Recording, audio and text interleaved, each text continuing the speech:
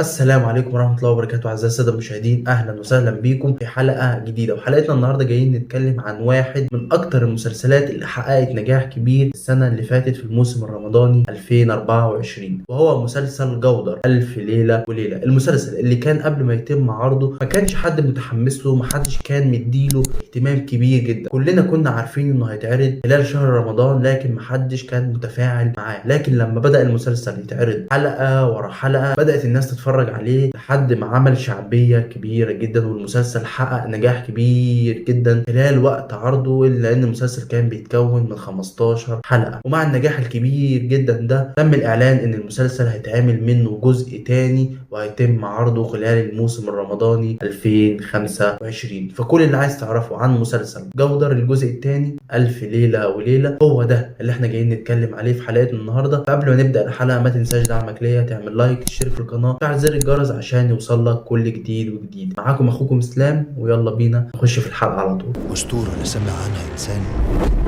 وقفنا لحد فين في الحدوتة؟ ولا حصلت في أي مكان.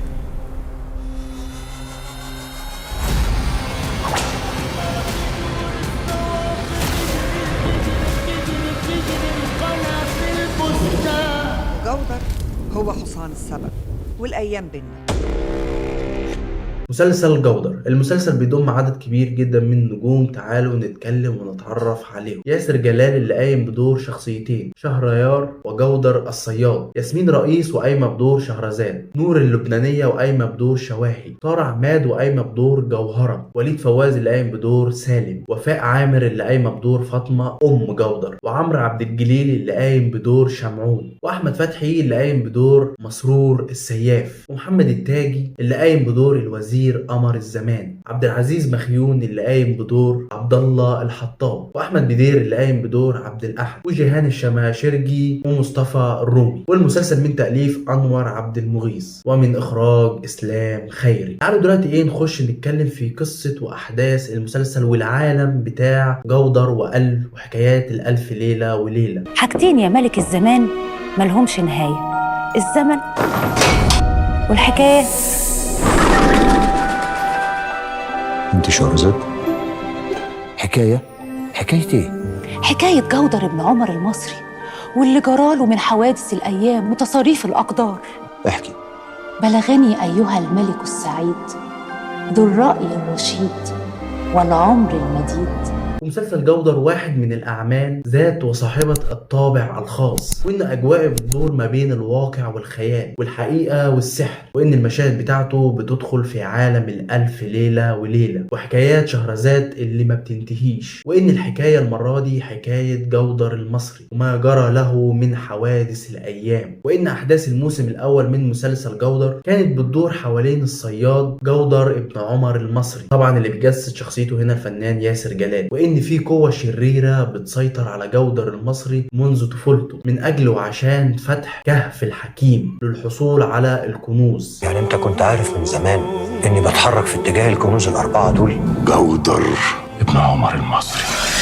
الناحية التانية بيقع جودر في صراعات ومشاكل مع اخواته. وطبعا قصة جودر دي هي قصة ما بين قصص ألف ليلة وليلة، يعني دي قصة واحدة من ضمن قصص كتير جدا. طبعا زي ما قلت انها بتحكي عن جودر ابن التاجر عمر وايه اللي حصل ليه ولاخواته. تعتبر شخصية جودر دي واحدة من اكثر الشخصيات شهرة في حكايات ألف ليلة وليلة، واللي بتظهر في ليالي كتير جدا، وان ما كانش فيه اي عمل قبل كده كان بيتكلم عن القصة دي، وان احداثه حكاية جودر الصياد وبتستمر من الليلة 608 إلى الليلة 633، واللي بتبدأ إن فيه تاجر كبير جدا بيخلف 4 أطفال وهم سالم وجودر وسليم. وتعالوا دلوقتي نخش ونتكلم على حكاية جودر وإخواته من ألف ليلة وليلة، وبنكتشف تفاصيل الحكاية للي حصل للصياد جودر وإخواته بعد ما أبوهم توفى، وإنه كان بيخش فيه مغامرات مليء ومليان بالتشويق والإثارة، وإن الحكاية دي بتاخدنا على مدار 5 25 ليلة، وإن إزاي جودر تحول من مجرد صياد بسيط لواحد من أغنى أغنياء الدولة. وده اللي شفناه خلال حلقات العرض الموسم الأول، واللي بنشوف خلال القصة الشهيرة بكتاب ألف ليلة وليلة إن الصياد جودر بيقابل رجل مغربي ثري غني، وإنه بيطلب منه مساعدته للتغلب على أغراض الجن شمردل الأربعة، السيف والخاتم والسلسلة وكورة الفلك اللي موجودة على راسه. وإن الموسم الأول اتكلم على تفاصيل الحكاية على مدار 15 حلقة، واللي اتعرض على قناة CBC. طبعا احنا كل ده بنتكلم عن قصة المسلسل وقصة الصياد جودر، وما اتكلمناش وما جبناش سيرة هو ايه كتاب ألف ليلة وليلة ده. طبعا ما جبناش قصة شهريار وزوجته شهرزاد اللي هي اصلا بتحكي له الحكايات دي، وبنعرف منها قصة جودر. فبصوا، كتاب ألف ليلة وليلة بيبدأ لما الملك شهريار، وزي ما قلت ان ياسر جلال قايم بدور الشخصيتين الملك شهريار وجودر الصياد، ان زوجة شهريار وزوجة اخوه خانوه، فاصدر قرار باعدامهم. وبعدها فقد الثقة في كل الستات وكان عايز ينتقم منهم كلهم، من اي ست. فقرر ان هو كل ليلة يتجوز واحدة، وبعد ما يقضي معاها الليلة دي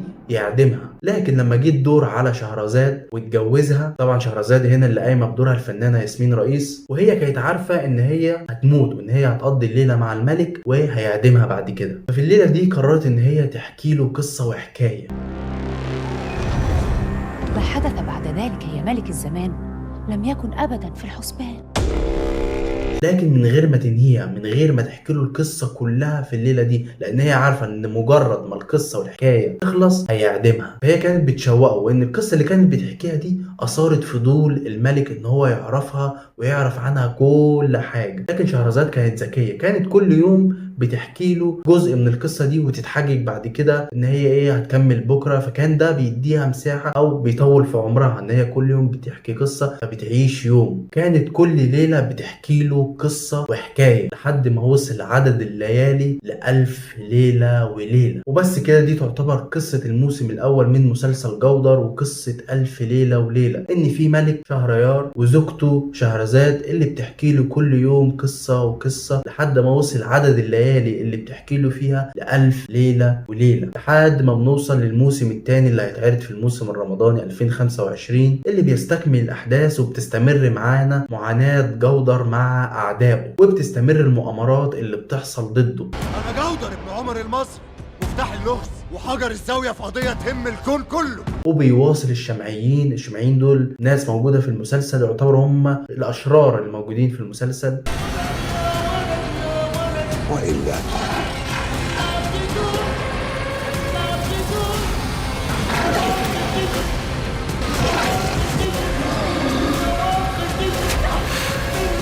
أخيراً بيستسلم جودر ابن عمر المصري. جهودهم لاستخدام جودر عشان يوصلوا للكنوز الأربعة. جودر هو المفتاح بتاع كنوز الأربعة المخفية، وده اللي بيخلي جودر يدخل في صراعات ومغامرات مستمرة، وكل ده بيدور في 15 حلقة هيتعرضوا. وفي وسط كل اللي بيحصل بيبان بتتفتح، ورا كل باب حدوتة بتبتدي وقربتها قدامي هنا، ومصير بيتغير. مين في الدنيا يرفض جوهر؟ طب عيني في عينك كده. مين الإنسانة الفانية؟ ابعد عني، انت مريض. مسرور!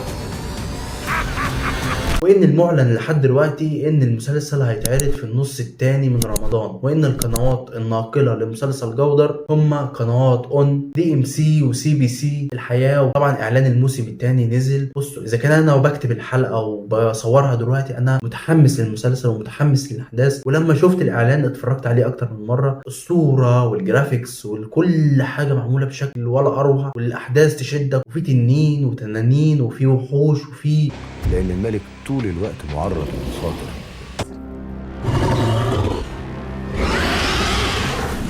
صورة. فأنا متحمس جدا للمسلسل، وأكيد إن المسلسل ده هيحقق نجاح أكتر من الموسم الأول، لأن الأحداث واضح من الإعلان إن هي هتكون أكتر. ممكن تقابل في أي لحظة.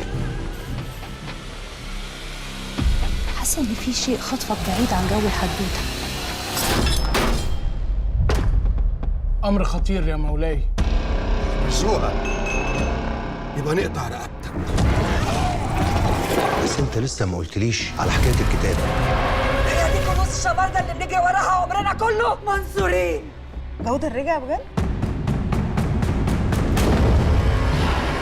زائد ان الفنان ياسر جلال لمح ان ممكن يتعمل موسم ثالث من المسلسل، وانا شايف ان المسلسل ده ممكن يستمر معانا لفترات كبيره، يعمل له موسم ثالث ورابع وخامس كمان، مفيش اي مشكله، لان المسلسل عباره عن قصص وحكايات فيقدر يطلع منه حاجات كتير جدا تكمل معانا. فانا متحمس جدا للمسلسل، اكيد هتفرج على المسلسل، واكيد الموسم الثاني مختلف عن الموسم الاول، لان الموسم الاول زي ما قلت ان ما كانش حد متحمس له. فالمختلف في الموسم الرمضاني ده ان الناس هتتابع مسلسل جودر من اول حلقه وهتبقى مستنيه. وبس كده نكون وصلنا لنهايه الحلقه، اتكلمنا عن كل حاجه وكل التفاصيل اللي ممكن تبقى عايز تعرفها عن مسلسل جودر الموسم الثاني الف ليله وليله. فاتمنى تكون الحلقه عجبتك، فلو عجبتك الحلقه ما تنساش دعمك ليا، تعمل لايك، تشترك في القناه، تفعل زر الجرس عشان يوصل لك كل جديد وجديد. كان معاكم اخوكم اسلام، اشوفكم على خير الحلقات الجايه، سلام.